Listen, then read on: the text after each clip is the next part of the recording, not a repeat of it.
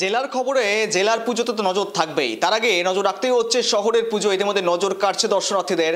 আর হিন্দুস্থান পার্কের ছবি ঠিক একই রকম। দেখুন, রাত বাড়তে বাড়তেই একেবারেই উপচে পড়ছে ভিড়, সাধারণ মানুষের উপচে পড়া ভিড়, দর্শনার্থীদের ভিড় এবং রীতিমতো কিন্তু মুঠোফোনে রীতিমতো কিন্তু স্মৃতিবন্দী করতে নজর কাটছে হিন্দুস্থান পার্কের সার্বজনীন।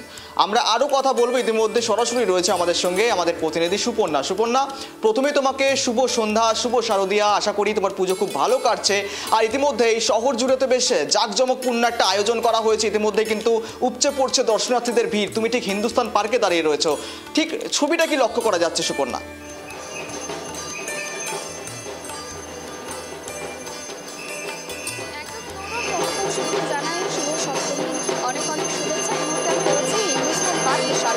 এবং আমার ঠিক পেছনের দিকে রয়েছে যে প্রতিমা, এবং এই যে প্রতিমার দেখতে পাচ্ছ, এবং সেই মূর্তি কিন্তু একেবারেই অন্যরকম, অন্য আদলে তৈরি হয়েছে। এবং এই যে পুরো যে মণ্ডপ, সেই মণ্ডপের যে সাজসজ্জা, সেই সাজসজ্জাও কিন্তু নজর কাড়া। এবং সপ্তমীর সন্ধ্যেতে যে ক্রাউড, দর্শনার্থীদের যে ভিড়, সেই ভিড়ও কিন্তু চোখে পড়ার মতো। গৌরব, আজকের যে পুজোর থিম রয়েছে, সেই আমি এই মুহূর্তে যে রয়েছে হিন্দুস্থান পার্কে, সেই পুজোর যে থিম রয়েছে, আমরা সরাসরি উদ্যোক্তাদের থেকে কথা বলার চেষ্টা করব। তারা কি বলছেন তাদের থেকে কথা বলার চেষ্টা করবো, জানার চেষ্টা করবো যে আজকের যে থিম রয়েছে সেই থিম নিয়ে কথা বলার চেষ্টা করবো। এবং তারা যেমনটা বলছেন যে আদিবাসীর বেশ কিছু জিনিসকে তারা তুলে ধরেছেন এইখানে, এবং আমরা সেই বিষয় নিয়ে কথা বলবো। এখানে রয়েছে উদ্যোক্তা, কথা বলার চেষ্টা করবো। দিদি, আপনাদের এই যে পুজোর থিম, মূলত কি থিম রয়েছে এবং কেন আপনারা হঠাৎ করে এই থিমটাকে মান্যতা দিলেন? আচ্ছা, এইটা it has been our humble attempt, to celebrate the dying art forms of the indigenous community. So আমাদের থিম এবার লোকজ, এই সান্থালি কমিউনিটি, indigenous community, এদের যে art forms with urbanization it's dying. So it has been our humble attempt to revive these art forms and celebrate inclusivity. আজকে সপ্তমীর প্রথমে আপনাকে অনেক শুভেচ্ছা জানাই। এবং এই সপ্তমীতে এত ভিড় কেমন লাগছে? খুব ভালো লাগছে, আর সারা বছর আমরা এই দিনটার জন্য অপেক্ষা করি। আজকে শুরুতেই তোমায় সপ্তমীর অনেক অনেক শুভেচ্ছা জানাই। এবং আজকে সপ্তমীতে এত ভিড় কেমন লাগছে, এবং এই যে থিমটা সম্পর্কে যদি কিছু। আমাদের এবছরের নিবেদন হচ্ছে লোকজ। আমরা কাজ করেছি চদর বদর শিল্প নিয়ে, সেটা প্রায় লুপ্ত হয়ে যাচ্ছে।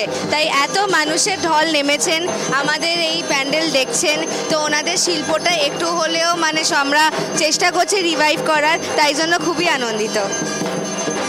বাকি যে 3টে দিন রইল আজকে বাদ দিয়ে, সেখানে কোনো কি সাংস্কৃতিক অনুষ্ঠানের আয়োজন রয়েছে এই পুজোকে কেন্দ্র করে? বা আমরা যে কোনো ক্ষেত্রে দেখে থাকি যে পুজোকে কেন্দ্র করে অনেক অনুষ্ঠানের আয়োজন করা থাকে, আপনাদের কি সেরকম কিছু আয়োজন রয়েছে? হ্যাঁ, আমরা এখানে সারাক্ষণই পুজোতেই কাটে। তো আমরা চেষ্টা করব। এখন সেপ্টেম্বরে বৃষ্টির একটা পূর্বাভাস ছিল, কেটে গেছে, মানুষের যে ঢল নেমেছে তাতে খুবই আনন্দিত আমরা। আরেকটা বিষয় দিদি, এই যে পুজো মণ্ডপ তৈরি হয়েছে, সেই মণ্ডপ মূলত কি দিয়ে তৈরি হয়েছে সেটা? আমাদের মণ্ডপ মূলত সাঁওতালদের গ্রামকে আমরা চেষ্টা করেছি তুলে ধরার। এইটা তৈরি হয়েছে মাটি, আয়রনের স্ট্রাকচার, ওখানে একটাই মেন স্ট্রাকচার আছে, দুর্গা প্রতিমা তার নিচে আছেন। আর আমাদের খড় আর একদম গ্রাম বাংলা যা যা শিল্প দিয়ে ব্যবহার তৈরি হয় তাই জিনিস। থ্যাংক ইউ দিদি। আমরা কথা বলছিলাম পুজো উদ্যোক্তাদের সঙ্গে, তারা যেমনটা বলছেন যে মূলত তাদের এবছরের পুজোর থিম লোকজ, এবং তারা যেমনটা বলছেন মূলত গ্রাম বাংলার যে ছবি, গ্রাম বাংলার যে সব কিছু, সেটাকেই মূলত তুলে ধরার চেষ্টা করা হয়েছে। এই মুহূর্তে তুমি দেখতে পাচ্ছ গৌরব, যে কীভাবে সাঁওতালদের একটি ঐতিহ্যবাহী নৃত্য, সেই নৃত্য পরিবেশন করা হচ্ছে এখানে। এবং তার পাশেই যে কারুকার্য করা হয়েছে, সেই মাটির কারুকার্য সমস্তটাই কিন্তু মাটি দিয়ে করা হয়েছে, বেশিরভাগটাই মাটি, বাঁশ এবং লোহা দিয়ে করা হয়েছে, এমনটাই কিন্তু উদ্যোক্তারা বলছেন। এবং তোমাকে শুরুতেই যেমনটা দেখাচ্ছিলাম, প্রতিমার ক্ষেত্রে প্রতিমার যে মুখের আদল এবং প্রতিমার যে ছবি, সেটাও কিন্তু অন্য রকম কার্যত।